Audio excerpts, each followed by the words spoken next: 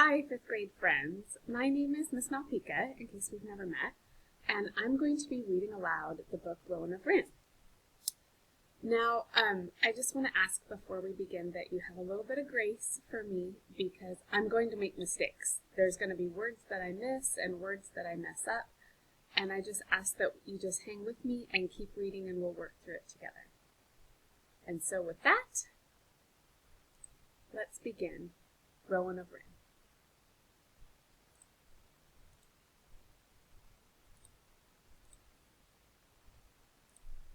Chapter 1.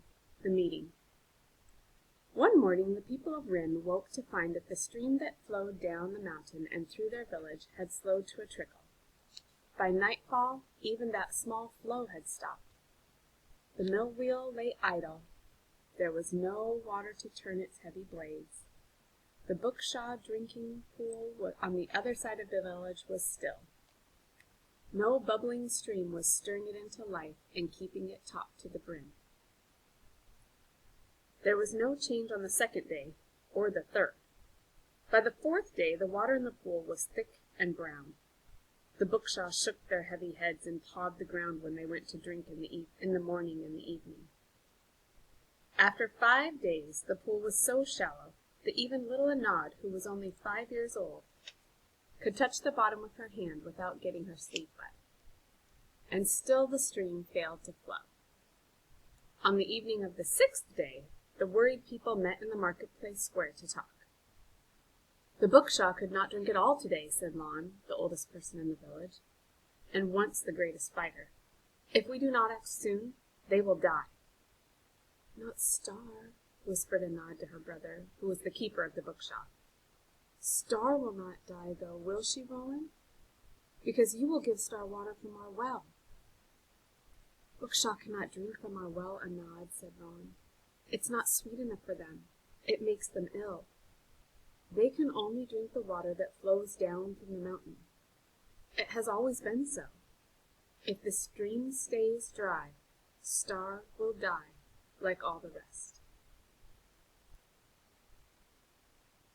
Aloud began to sob quietly. The children of Rin were not supposed to cry, but Aloud was very young, and she loved Star. Rowan stared straight ahead. His eyes were tearless, but his chest and throat ached with sadness and fear.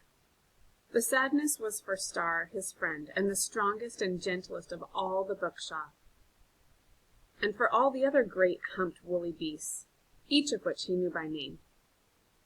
But the fear was for himself and Aloud and their mother, and indeed for the whole village. Rowan knew, as Aloud did not, that without the Bookshaw there would be no rich, creamy milk to drink, no cheese, curd, and butter to eat. There would be no thick gray wool for cloth. There would be no help to plow the fields or carry in the harvest. There would be no broad backs to bear the burdens on the long journeys down to the coast to trade with the clever, silent Maris folk. The life of Rin depended on the Bookshaw. Without them, the village, too, would die. Aloud could not imagine the valley without the village. But Rowan could. Reading the old stories in the house of books, listening half asleep to Timon under the teaching tree, and most of all, sitting on the grass by the stream while the Bookshaw grazed around him in the silence of the morning. He had often imagined this place as the first settlers must have seen it. Hundreds of years ago they had climbed through the hills, carrying the few things they owned on their backs, looking for somewhere in this strange land that they could claim as their own. They had come from far away across the sea. They had fought a terrible enemy. On the coast they had heard from the wandering native people that they called the travelers, of a place at the bottom of a forbidden mountain in the high country far inland. They had been tramping for many, many days in search of it. They were very tired. Some of them had almost given up hope.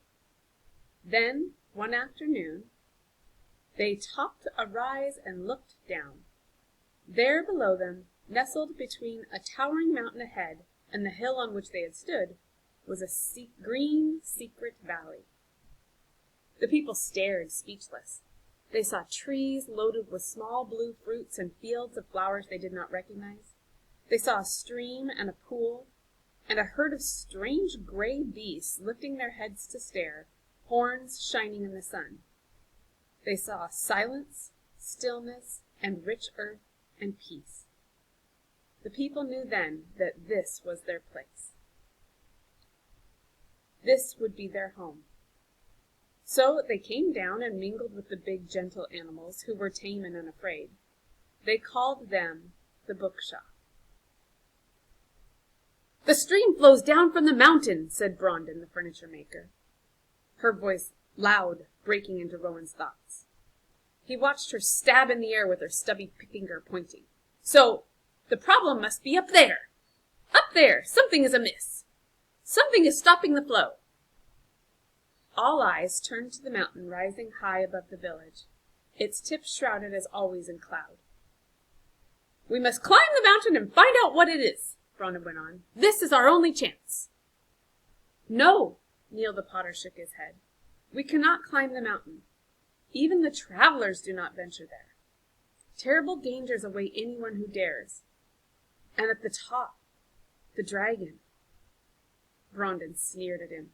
"You're talking like a crazy traveler yourself, Neil. There is no dragon. The dragon is a story told to children to make them behave. If there was a dragon, we would have seen it. It would prey on the Bookshaw and on us." "Perhaps it takes its prey elsewhere.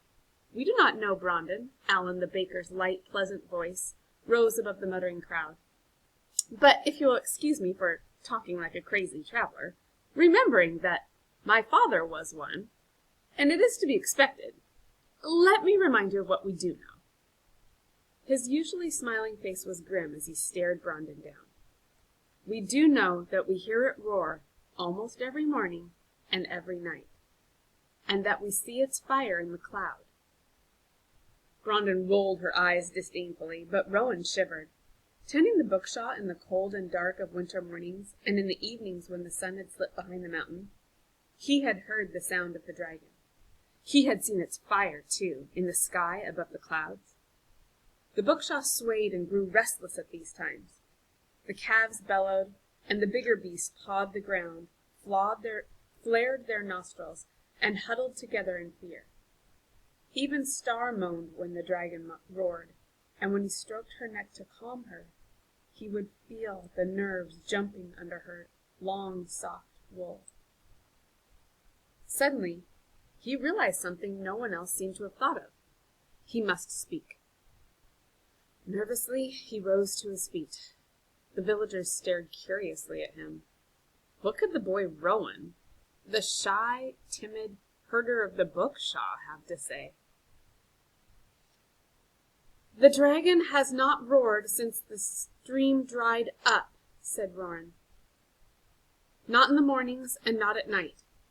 He spoke as loudly as he could, but his voice sounded small in the silence. He sank back to his place.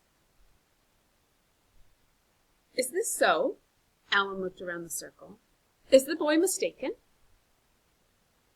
"No, he is not," said Brondon slowly. "I recall it now. Indeed, there has been no sound from the mountain for days." She lifted her head. "So, I am right. There is something amiss high above us. I have told you what we must do." "But we cannot do it," insisted Neil with dread. "The mountain is too steep, too dangerous. We cannot climb it." "Has anyone ever tried?" inquired Alan. "Yes," said tall, straight-backed Marley, the weaver and dyer of cloth.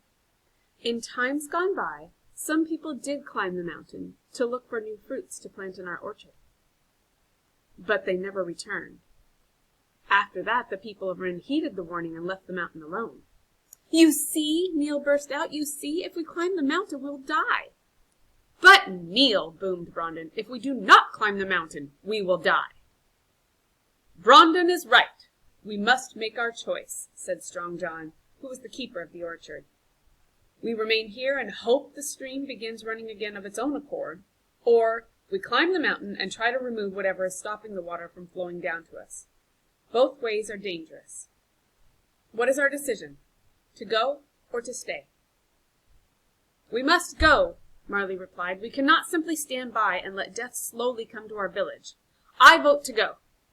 "And I," shouted Brandon. "I vote yes," said Strong John. "I too," added Alan lightly. "Yes, we agree," growled mighty Val the miller, who had stood silently listening in the shadows, shoulder to shoulder, as always, with Ellis, her twin brother.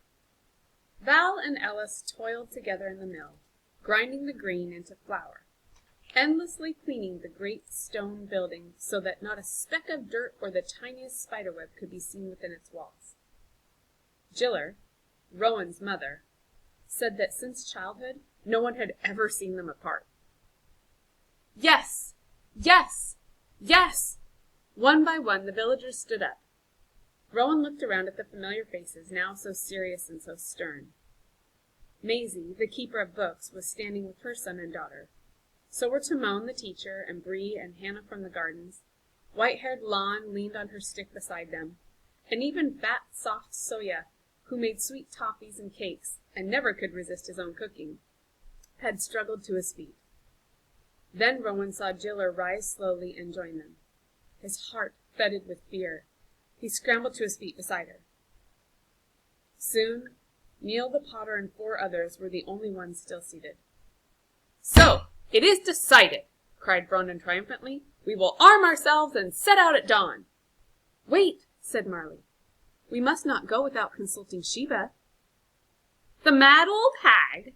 The spinner of children's nightmares and the cure of pains in the belly. What has she got to do with this?" "Sheba is old, Brandon, but she is not mad," said Marley firmly. "As anyone who has been cured of illness by her remedies will tell you, Sheba knows more than herbs and spells. She understands the mountain as you and I never will. Sheba knows the way up the mountain, the secret way she was taught by the wise woman before her. We must ask Sheba to help us." "This is a good idea," agreed Strong John.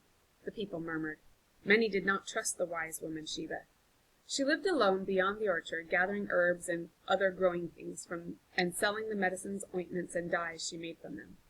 She rarely spoke to anyone other than those with whom she traded, and when she did, it was seldom pleasant. The children of Rin were a hardy crew, like all their race, but they were afraid of Sheba, and called her not wise woman, but witch. "Oh, come, what harm can it do?" called Alan, grinning. "If the old one can tell us anything, which I doubt, all the better. If she cannot, we've lost nothing." "Travelers, foolishness," snapped Brandon. "This is not a game, Alan the baker. Why don't you—" "Enough!" cried Lon. She glanced at Brandon, who scowled. "We are going into the unknown," she said sternly. "And time is precious. We cannot afford to miss a chance to speed our way. Who knows Sheba best?" "I know her," said Strong John. "She gathers an herb that grows under the hoopberry trees in the orchard." "I trade with her," said Marley. "Her purple and blue dyes in return for cloth."